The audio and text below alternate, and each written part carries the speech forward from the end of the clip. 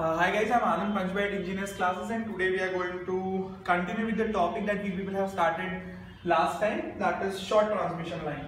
So let's have a quick recap of the things that we people have started into the previous lecture. And the things were like this: we have considered a short transmission line, and it was modeled like an RL series circuit. Fine. Here you are having sending end voltage and you are having receiving end voltage over here, and the current I is flowing. So we can literally say that we are having Vs voltage minus Iz, drop is occurring plus minus like that, and we are getting Vr voltage over here. Is it clear? Is it clear to all of you? So now I can say Vs, which is equal to Vr plus Iz, and when we talk about Z, it is equal to plus I multiplied by R plus Jx. Is it clear? Fine. So now here when we draw the vector diagram, this is my Vr voltage, and say here I am applying certain load which is RL load, and due to which some current I is flowing.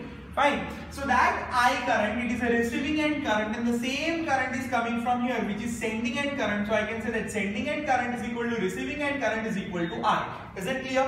Fine. And here I, as it is RL load, we can say that the current will be lagging behind voltage, that is receiving end voltage, by certain degree phi. And this phi is called as phi r, receiving end side power factor angle. Is it clear? Is it clear? Okay. Now we have got VR, we have got I. So we can say that Vs is equal to Vr plus IR.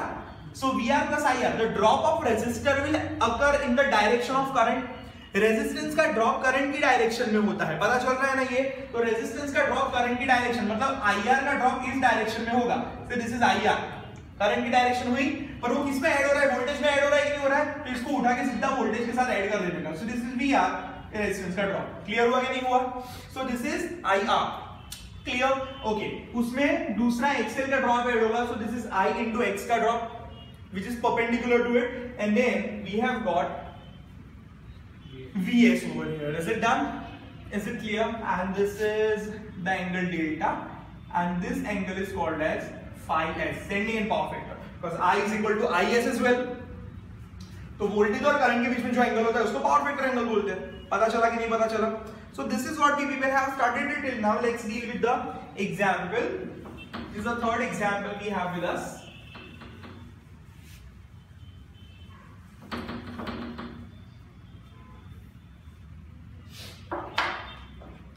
Example is like this: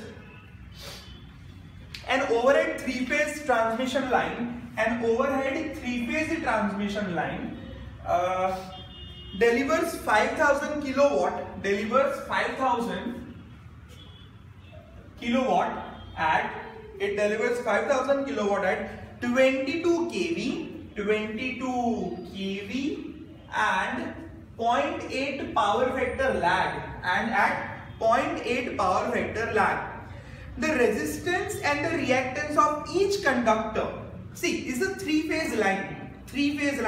So each conductor means एक conductor का क्या है वो बोल रहे हैं. The resistance and the reactance of each conductor is 4 ohms. तो R per phase कितना है? 4 ohms, and X per phase कितना है? 6 ohms respectively. ये पता चला कि नहीं पता चला? This is given. Determine the sending end voltage. We have to find out sending end voltage. We have to find out percentage regulation. Fine. सबकी notebooks बंद होनी चाहिए. And we have to find out transmission efficiency as well. Is it clear? Fine. Chalo. So we have to apply the same fundamental, but we generally deal with only single line, single phase में हम लोग convert करेंगे, तो all the quantities and the terminologies that we'll be using over here will be phase quantities or phase terminologies. Is it clear? Fine. Okay. तो line, when it is not given, this voltage is line to line voltage, तो उसको मैं phase में convert करूँगा सबसे पहले. So I'll say that my phase voltage over here, it is equal to 22 divided by √3. कितना हो रहा है? 12.7 kV. ये पता चला कि नहीं पता चला? So I have got phase voltage which is equal to 12,700 volts. Is it clear? ये पता चला इतना Fine? Yes. I'm sorry, it is receiving end voltage, no? It is delivering. Okay, I'm so sorry, it is delivering. So it is receiving end voltage, which is 22 divided by root 3. It is equal to 12.7 kV. ये पता चला? Okay. Now it is delivering how much amount of load? So it is delivering 5000 kilowatt. Okay. So now I know if I want to find out current. So we know one formula, that power P, which is equal to root 3 VL IL cos phi. Power कितना है? 5000 kilowatt is equal to root 3 VL line voltage 22 kV into IL. I am supposed to calculate that. मेरे को calculate करना है ये. cos phi 0.8 दे दिया है. lag बोला हुआ है 0.8 lag बोला हुआ है. तो lag मतलब एंगल जो आएगा वो नेगेटिव आएगा. एंगल कैसा आएगा? नेगेटिव. सर कैसे पता नहीं चला? अरे वोल्टेज यहाँ पे है, करंट यहाँ पे, तो लैगिंग हुआ कि नहीं हुआ? एंगल कितना हुआ? माइनस हुआ ना, -5 हुआ ना, 0 के नीचे है ना एंगल. पता चला कि नहीं पता चला? ये clear? Okay. So we understood my current, line current it is equal to phase current. Line में जा रहा है वही फेज में ही जा रहा है ना अपना. So line current is equal to कितना आ रहा है? 164.02 एम्पियर्स. फाइन. अच्छा, 0.8 पावर फैक्टर है, मतलब नोटबुक बंद. 0.8 पावर फैक्टर मतलब cos phi कितना हो गया? 0.8. That implies phi which is equal to 36.86 degree. पता चला? तो मेरे को करंट रिप्रेजेंट करना तो बोलूंगा मैग्नीट्यूड का 164.02 एट एन एंगल -36.86 एम्पियर. ये पता चला आप लोगों को? माइनस क्यों दिया पता चला? माइनस पता चला ना आपको? तो डन ही होगा. लास्ट टाइम हमने पढ़ा था. ये क्लियर हुआ? ये क्लियर हुआ? Once I have got this, now I'm supposed to calculate this Vs. तो Vs बहुत easily calculate हो जाएगा, हमें पता है. Sending end voltage is equal to receiving end voltage plus Iz. Fine. Okay. Receiving end voltage कितना है? 12700 plus I कितना है? 164.02 at an angle -36.86 multiplied by Z कितना है? 4 plus J6. तो 4 plus J6 को मुझे कन्वर्ट किसमें करना पड़ेगा? पोलर में कन्वर्ट करना पड़ेगा. तो 164.02 एट एन एंगल -36.86 इनटू ये कितना हो गया? 7.2 एट एन एंगल 56.31. पता चला कि नहीं पता चला? Fine. Okay. So now we have got this thing. इसका मल्टीप्लिकेशन करके बोलो मेरे को. 164 multiplied by 7.2 1180.1 sorry 94. Okay. At an angle 19.45. इसका रेक्टेंगुलर करो वापस. पता चल रहा है ना? Now we have to add. That's why.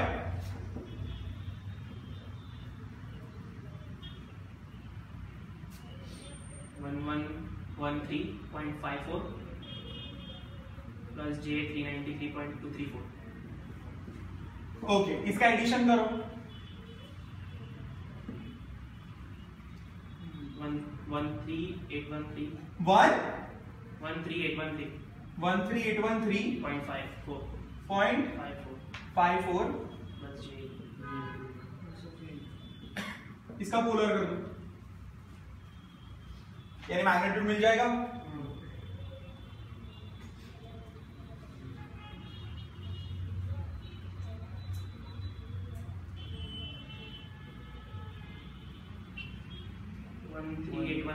आ गया 138.13 एट एन एंगल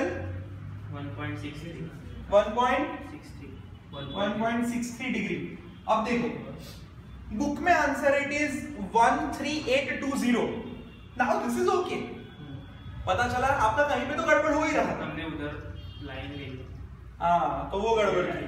एनीवेज, ये पता चला कि नहीं पता चला? So this is the voltage, sending end voltage, और ये सेंडिंग एंड का एंगल आया. मतलब मुझे ये पता चला कि V यहाँ पे है, I यहाँ पे है. I कितने डिग्री पे है? सो I इज एट -36.86. पता चला कि नहीं पता चला? ये क्लियर हुआ? ओके. IR का ड्रॉप हुआ और IX का ड्रॉप हुआ, और उसके साथ ये मुझे जो VS मिला वो 0 से कितने डिग्री पे है? 1.63 डिग्री पे है. ये पता चला कि नहीं पता चला? देखो ये मेथड से ये दोनों चीजें हमें साथ में मिल गई। बुक में जो मेथड है उसमें आपको एंगल अलग से कैलकुलेट करना पड़ता है, हम लोग वेक्टर्स के मेथड से जाते, सीधा फेजर से करना है इसको। पता चला ये चीज? फाइन। जिससे आपका थोड़ा कैलकुलेशन बढ़ेगा, पर हर एक चीज यानी बाद में आपका एंगल के लिए अलग कैलकुलेशन नहीं करना पड़ेगा। क्लियर हुआ? You have got voltage, magnitude, you have got angle as well, यानी मैग्नीट्यूड में मिला, जीरो के रेफरेंस से एंगल भी मिल गया। पता चला ये चीज? क्लियर? ओके, क्लियर करो? Okay, now let's see, we have got this. तो मेरा ये sending end voltage per phase का हुआ, तो लाइन वोल्टेज कितना हो गया? √3 मल्टीप्लाइड बाय 13819.13 कितना हुआ?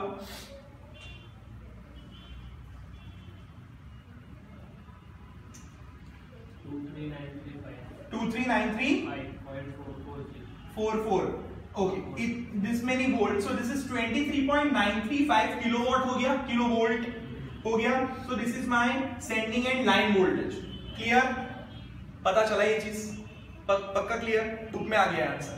तो सेंडिंग एंड वोल्टेज इतना है मेरा.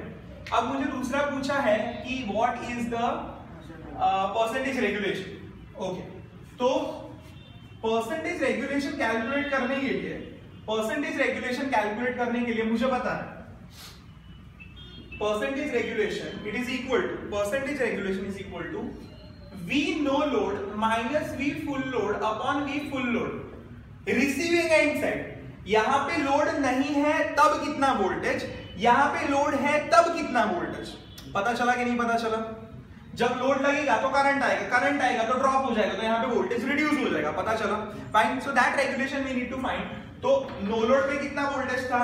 23.93 kV 935 माइनस फुल लोड पे कितना वोल्टेज था? 22 kV डिवाइडेड बाय 22 kV कितना आया? Multiply by 100. kV तो वैसे भी उठ गया, ये कितना आ रहा है? 1.935 डिवाइडेड बाय 22. पता चल रहा है ना? ये 87.97%. So this is my regulation. आ रहा है कि नहीं आ रहा है? Let's see.